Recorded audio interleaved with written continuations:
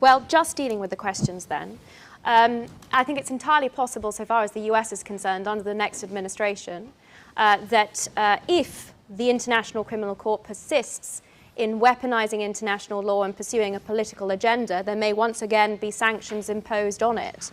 And we'll see if that is something that the pre-trial chamber takes into consideration. There are indeed victims on both sides. There are victims of Hamas on both sides.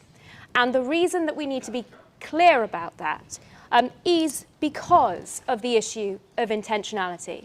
While Hamas uses human shields in order to drive up the civilian casualty count as much as possible, the precautions that Israel takes, some of them were also spoken to by Professor Zipperstein, of evacuating civilians, of giving warnings of strikes, text messages, phone calls to individual householders, leaflets being dropped, humanitarian corridors established, where Israeli soldiers have been defending fleeing Palestinians from Hamas fire.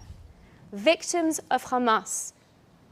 Those quotes from ordinary Gazans blaming Hamas for the destruction that has been brought on them. Remember those, ladies and gentlemen, because that is all about intentionality. While Hamas abuses international law to seek to advance its own grotesque terrorist agenda, Israel has done more than any other army in history to prevent civilian casualties, which is why the realities here are that in the most intense urban armed conflict, where every second house and every school, hospital, and mosque is being used as part of a terror infrastructure, the civilian casualty is at an all-time low. And the numbers come out at something like 1.1 to 1.6 to 1.